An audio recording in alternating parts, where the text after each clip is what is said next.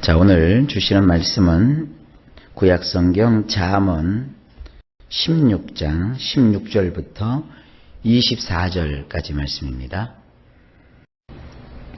할렐루야.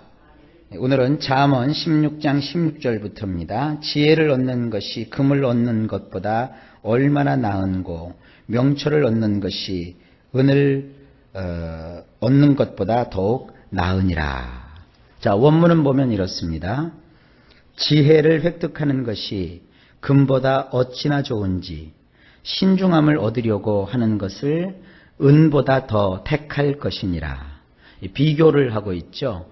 지혜를 획득한다 그랬어요. 이 획득이라는 것은 뭡니까? 힘써서 값을 지불하여서 노력해서 얻는 거예요. 지혜는 그냥 가만히 있으면 지혜로워지는 게 아니라 마치 금을 얻듯이 지혜를 구하는 거예요. 근데 금을 구하는 것도 쉽지가 않죠. 뭐 요즘 금값이 많이 올라갔잖아요. 옛날 같으면 몇만 원이면 살 수 있는 이 조그만 아이들 그 백일반지, 뭐 돌반지도 지금은 뭐 16만 원, 17만 원, 20만 원 가까이 가져야 그 조그만 거 하나 살 수가 있어요. 그러니까 금이라는 것이 그렇게 가치가 있는 거예요. 근데 그 금을 얻는 것보다도 지혜를 얻는 것이 더 좋대요. 더 행복하대요. 그리고 신중함을 얻으려고 하는 것을 은보다 더 택할 것이래요. 이 은이라고 하는 것은 이 고대 사회에서는 돈입니다. 돈 참 좋지 않습니까? 어떤 분들은 그 돈에 이렇게 냄새만 맡아도 그게 이렇게 향긋하고 좋대요. 근데 실제로 맡아보면 그 돈 냄새가 뭐 향긋한 건 아닙니다. 돈이 가져다 주는 그 혜택, 돈이 가지고 있는 그 막강한 힘, 그 돈이라고 하면 종이에다가 인쇄한 옷에 지나지 않는데 그것이 그렇게 사람들을 다르게 살게 하지 않습니까? 그 돈을 많이 가지고 있는 사람은 부자라는 소리를 듣고 떵떵거리며 소리치며 자신감 있게 세상을 살지만 같은 인간일지라도 그 돈이 적으면 괜히 다른 사람보다 뒤처진 것 같고 하고 싶은 거 하지 못하고 사고 싶은 거 사지 못하고 인생이 굉장히 주눅이 들어요. 그런데 그러한 돈을 얻는 것보다 더 우리가 귀하게 여기고 우리 인생에 선택해야 될 게 뭐냐 하면 신중함이에요. 신중함. 이 지혜라는 것과 이 신중함이라는 것이 늘 함께 나오죠. 지혜를 가진 사람은 신중하게 뭔가를 생각할 수 있어요. 예, 그렇습니다. 돈이라는 것이 아무리 많아도 순간적으로 신중하지 못해서 선택을 한번 잘못한다든지 도장을 한번 잘못 찍는다든지 투자를 한번 잘못하면 그 돈이 그냥 순식간에 없어져 버려요. 그래서 항상 이 돈보다 더 중요한 것은 신중함이다. 이것이 지혜를 우리에게 주시는 하나님의 말씀인 것을 깨달으시기 바랍니다. 자, 그 다음에 17절. 악을 떠나는 것은 정직한 사람의 대로이니 자기의 길을 지키는 자는 자기의 영혼을 보전하느니라. 원문은 이렇습니다.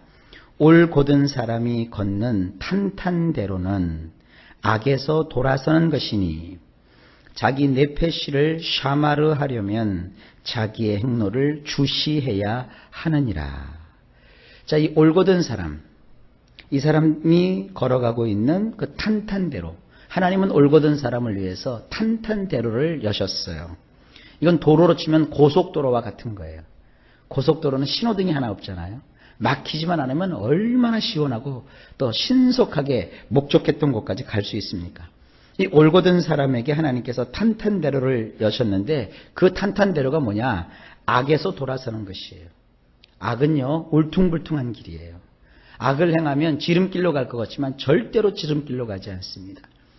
나의 일에 방해하고 내 가는 길을 자꾸 이렇게 가로막는 자를 우리가 올곧게 생활하여서 하나님이 열어주시는 탄탄대로 가운데 내가 걸어가야 되는데 그 악한 사람 때문에 내가 악을 또 행한단 말이에요.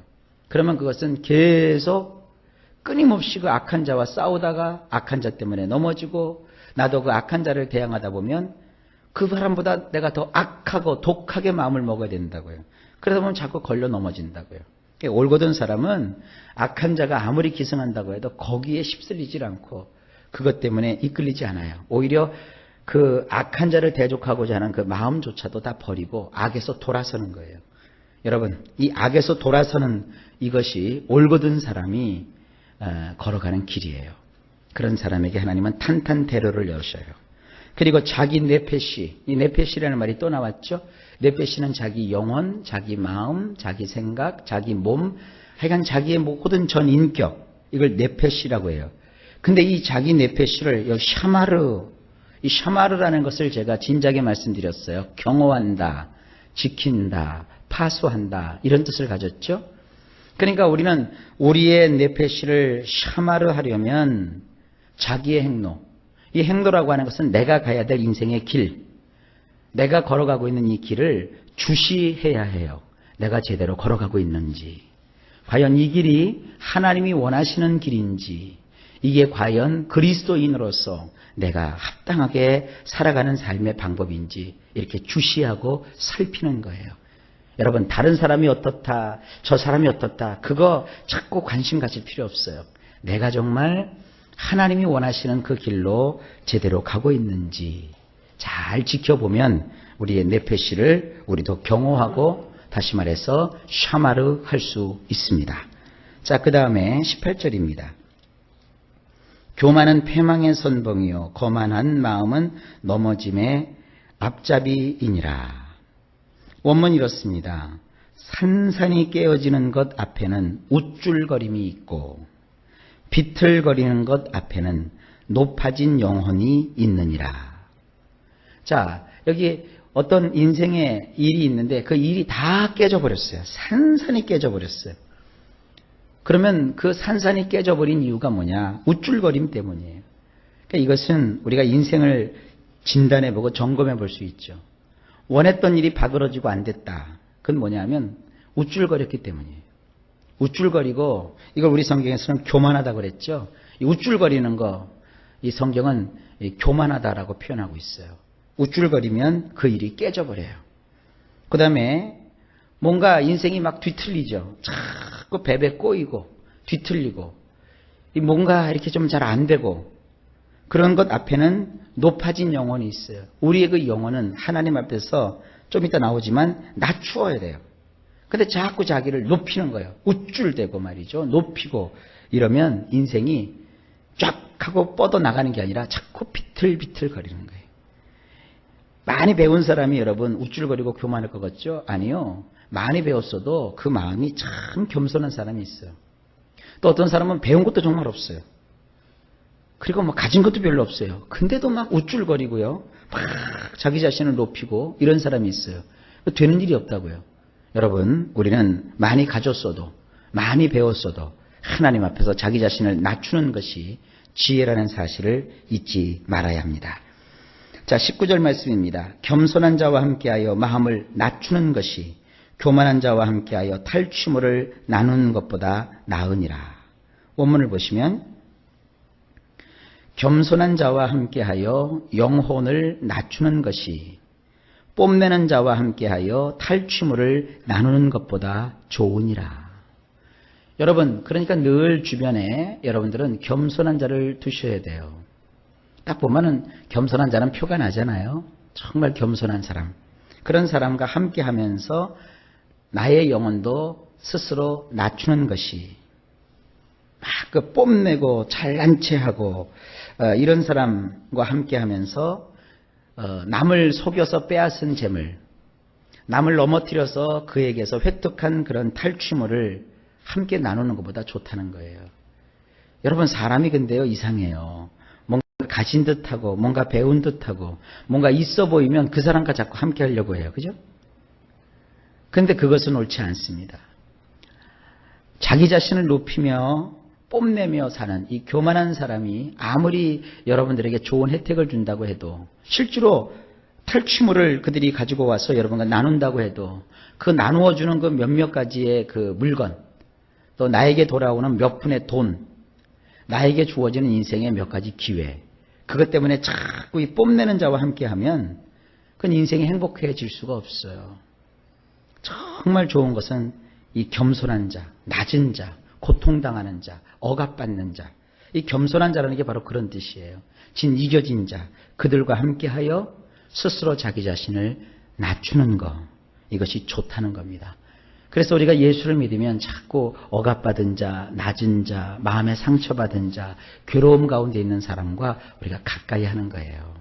여러분 꼭 이것이 지혜인 것을 아시기를 바랍니다. 20절 삼가 말씀에 주의하는 자는 좋은 것을 얻나니 여호와를 의지하는 자는 복이 있느니라. 원문은 이렇습니다. 어떤 것을 지혜롭게 분별하는 자는 좋은 것을 발견하나니 여호와를 신뢰하는 자야말로 행복하니라. 자, 어떤 그 일이나 또 어떠한 그 현상에 대해서 이 지혜를 가지고 그것을 잘 분별하려고 하는 자, 이런 자는 좋은 것을 결국은 발견하게 된대요. 그런데 여호와를 바로 의지하는 자, 이런 자야말로 행복하니라 그랬어요. 이게 어떻게 매치가 될까요? 여호와를 신뢰한다는 게 뭐예요? 여호와에 대해서 이렇게 지혜롭게 하나님이 어떠하신가 하는 것을 자꾸 살피면서 그분께 가까이 나가서 자꾸 그분께 의지하는 거예요. 자, 예를 하나 들어볼게요. 하나님은 우리의 기도에 응답해 주시는 참 좋으신 분이시잖아요. 그럼 어떤 사람은 그래 하나님께 기도하면 뭐 좋은 일이 있을 거야. 그럼 기도해야지. 그럼 기도 안 해요. 좋은 일이 있을 거야. 그러겠지 그렇지. 나중에 이제 시간 나면 기도해야지 이건 여호와를 의뢰하는 게 아니에요. 어떤 것을 지혜롭게 분별하려면 그걸 막 살피고 거기에 빠지고 그걸 궁리하고 그러면 결국 그가 좋은 것을 발견하듯이 우리가 기도에 응답하시는 하나님을 지혜로운 마음을 가지고 가까이 가서 그 하나님을 만나는 거예요. 여러분, 기도에 응답하시는 하나님을 만나려면 기도밖에 없어요. 시간을 정해놓고 하나님께 나와서 기도하고 입을 열어서 실주로 구하고 무릎을 꿇고 하나님을 간절히 찾고 또 주님께 호소하면 이게 바로 여호와를 신뢰하는 거예요. 그래서 지혜롭게 분별하는 자가 좋은 것을 발견하듯이 여호와를 신뢰하면 하나님께서 주시는 그 좋은 것들을 여러분들이 맛보아 알 수 있는 거예요. 그래서 이것이 행복이에요. 이런 그 하나님을 신뢰함으로 얻는 행복을 경험할 수 있기를 주의 이름으로 축복합니다. 21절 마음이 지혜로운 자는 명철하다 일컬음을 받고 입이 선한 자는 남의 학식을 더하게 하느니라. 원문은 이렇게 되어 있습니다. 마음이 지혜로운 자를 일컬어 영리하다고 하며 두 입술이 상냥할 때 배우는 것이 증가하느니라. 이 마음이 지혜로운 사람을 우리는 그렇죠? 영리한 사람이다 그러죠. 마음에 자꾸 하나님이 주시는 지혜가 있으면 우리가 영리해지는 거예요. 그리고 이 두 입술이 상냥해야 돼요. 입을 열어서 막 그냥 불평하고 푸념하고 또 막 다투고 이러면요 배울 것이 없어요. 누가 뭘 가르쳐 주려고 하는데도 그 입술로 됐어 알아 다 알아 내가 다 안 배워도 다 알아 평생 못 배워요. 그러나 그 두 입술로 상냥하게 그래요 나도 좀 가르쳐 주세요. 나도 배우기를 원합니다. 한번 들려주세요. 친절하게 상냥하게 이렇게 두 입술을 부드럽게 가지면 배우는 것이 증가해요.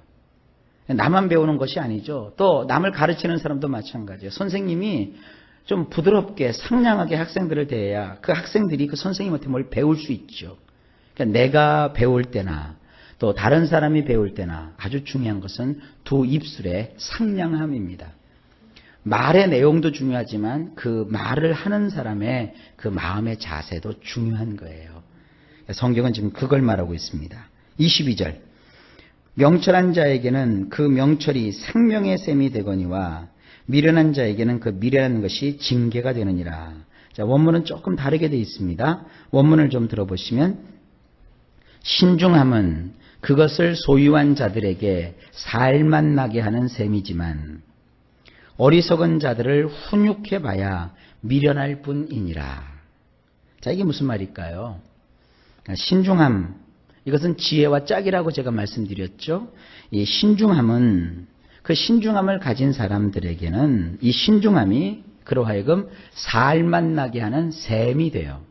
그래서 이 살만 난다라는 것은 한 번 더 얘기하면 히브리 말로 크야라고 하는데 이것은 절망, 좌절, 질병, 실패, 고통으로부터 회복되는 걸 뜻해요. 그래서 사람이 신중해야 돼요. 신중하지 않으면 절망 가운데 처했을 때 자살해버려요. 실패했을 때 포기해버려요. 반대가 있을 때 아이고 내가 왜 이런 반대를 받느냐 왜 이런 욕을 먹어야 되느냐? 아유, 안 해. 관둬. 이제 싫어. 하고 주저앉아 버려요. 그러면 그의 인생이 회복될 기미가 없는 거예요. 신중한 사람은 생각을 해보는 거예요. 비록 어려움이 있고 반대가 있고 나의 그 뜻을 이해하지 못하는 사람이 있다 할지라도 나는 이 길이 하나님 주신 것이고 또 이것은 내가 반드시 걸어가야 될 길이기 때문에 내가 절대로 포기하지 않아. 어떻게 하면 이 난국을 내가 극복하고 이 위기에서 내가 빠져나와서 오히려 이것을 이룰 수 있을까? 이게 신중하게 자기가 생각을 하면 결국은 살만 나는 그 셈이 되어서 넘치는 그 축복이 있어요. 그러면서 이 신중함과 반대가 되는 자가 누구냐면 어리석은 자들이에요. 이 남의 말귀를 들으려 하지도 남의 말을 들으려 하지도 않고 또 뭘 들었다고 해도 그걸 깨달을 수 있는 말귀를 깨달아 들을 수 있는 그런 능력이 없는 이 어리석고 미련한 사람을요 아무리 훈육해봐야 훈육이라는 건 뭡니까? 교종하는 거예요. 자꾸 고쳐주는 거예요. 그렇게 해봤자 결국 그는 지혜로워지는 게 아니라 미련할 뿐이에요. 왜 우리 옛말에 그런 게 있잖아요. 사랑하는 자, 그 자식에게는 매를 한 대 더 주고 이 못난 아이, 미련한 아이에게는 바보 같은 아이에게는 떡을 하나 더 준다 그랬어요. 그러니까 미련한 사람은요, 어리석은 사람은 아무리 가르쳐봤자 그가 올바르게 되질 않아요. 그냥 미련할 뿐이에요. 근데 우리는 자꾸 성경을 거꾸로 생각하려고 그러죠. 똑똑한 사람이야 내버려둬도 혼자 알아서 잘하는데 뭐 내버려둬. 그러나 저 사람, 저 문제 가진 사람, 저 사람을 자꾸 해야 돼. 목회도요. 이 순종하고 축복받는 사람과 목회를 행복하죠. 자꾸 미련해서 넘어지고 죄짓고 자꾸 방황하고 그런 사람하고 목회 같이 하면은요. 목사님들도 무너져 버려요. 그러니까 여러분들이 이게 성경의 원리가 그래요. 지혜로운 사람. 그래서 그 하나님의 지혜로 성공하는 사람. 참 긍정적인 사람. 앞을 향해 전진해 나가는 사람. 불평하지 않는 사람. 이런 사람과 자꾸 일을 해야 되죠. 이게 그 조그만 기관 같은데 이렇게 뭐 회장이 되고 이런 사람들도 이런 말씀 갖고 이렇게 바라보면 그 사람들이 이제 회원들을 이렇게 모집해서 일을 할 때 자기 옆에서 그 회장을 따라주고 회장과 더불어 뭐를 하는 사람과는 일하는 그런 그 지혜를 갖기보다는 자꾸 회비 안 내고 맨날 모임 빠지고 뒤돌아서서 나쁜 소리만 하고 다니고 이런 사람들 때문에 마음에 치여서 무너져 버려요. 그럼 일 못해요. 항상 일이라고 하는 것은 다수의 사람과 함께 했지만 여러 사람과 같이 하는 거 아닙니다. 뜻이 맞고 마음이 맞고 옳고 긍정적이고 하나님 앞에서 기도하는 이런 소수의 사람들과 함께하면 그 일이 돼요. 그러니까 항상 어리석고 미련한 사람은 아무리 훈계하고 훈육해봐야 미련할 뿐이라는 거 잊지 마십시오. 23절 지혜로운 자의 마음은 그의 입을 슬기롭게 하고 또 그의 입술에 지식을 더하느니라. 원문이 이렇습니다. 지혜로운 자의 마음은 그의 입을 주의해서 살피며 그 두 입술로 배움을 더하느니라. 이 지혜로운 사람의 그 마음가짐이 여기 나오죠. 그 사람은 그 입을 주의해서 살펴요. 그러니까 자기가 말을 함부로 하지 않습니다. 그리고 그 두 입술로 배움을 더해요. 지혜로운 사람은 항상 그 입으로 벌써 그 지혜를 표현하는 것이죠. 그 다음에 24절 선한 말은 꿀송이 같아서 마음에 달고 뼈에 양약이 되느니라. 원문이 이렇습니다. 매우 유쾌한 말들은 벌집 같아서 그 뇌폐시에 달고 그 뼈를 고치느니라. 사람이 조금 전에 그 23절에는요, 그 입을 함부로 쓰지 않고 아주 입을 뭘 말할까 잘 살피고 그 두 입술로도 이렇게 배움을 더한다 그랬어요. 그런데 여기서는 또 이제 그 입술로 하는 말을 유쾌한 말. 이왕이면 여러분 창조적인 언어, 긍정적인 말, 남을 세우는 거. 아니 가난한 거 어쩔 수 없죠. 가난한 사람이 입을 열어서 에이구 못 살겠네. 서러워서 못 살겠네. 그럼 못 살아요. 그러나 입을 열어서 지금은 가난하지만 나도 부자가 될 거야. 나도 잘 살 수 있을 거야. 나도 내 인생 지금처럼 이렇게 언제까지 이렇게 가난한 가운데 있지는 않을 거야. 이렇게 긍정적인 언어를 하면서 자꾸 뭔가를 해야 되지 않겠어요? 그러면서 그 말을 유쾌하게 해야죠. 가난한 집안도 웃음꽃이 피면 그 집은 번창해요. 부유한 집도 맨날 짜증 부리고 싸움박질이나 하고 부정적인 얘기하고 서로 저주하면 그 가정은 무너져요. 그래서 이 성경은 이 유쾌한 말인데 그냥 유쾌한 말이 아니죠. 매우 유쾌한 말은, 이 매우 유쾌한 말은 벌집 같대요. 이 벌집은 그냥 벌집이 아니라 꿀을 잔뜩 먹으면 그런 벌집이에요. 꿀이 뚝뚝뚝뚝뚝 떨어지는 그런 벌집이에요. 그래서 그 벌이 만드는 그 꿀이 얼마나 달아요. 그래서 그 벌집 같아서 자기 뇌폐시가 그걸로 인해서 달아진대요. 그러니까 우리 그 뇌폐시가 우리의 영혼, 우리의 마음, 우리 육체가 그 매우 유쾌한 말들 때문에 우리 달콤한 꿀을 우리가 맛보듯이 우리 인생이 그렇게 달콤해지는 거고요. 그리고 그 뼈를 고친대요. 이 뼈가 뭐냐 하면 이 뼈는요, 성경에 보면은 몸에 안 보이는 부분이에요. 그렇잖아요. 우리 뼈가 우리 몸속에 들어가서 안 보이잖아요. 그리고 이 뼈를요, 옛날 사람들은 감정의 장소로 여겼어요. 그래서 이 유쾌한 말은 우리의 그 감정을 고친대요. 우리의 상처 입은 감정, 우리의 보이지 않는 내면을 이렇게 고쳐준대요. 얼마나 대단한 말씀입니까? 자, 매우 유쾌한 말. 여러분의 언어도 이렇게 지혜로운 자가 되어서 유쾌한 말을 많이 하실 수 있기를 주의 이름으로 축복합니다.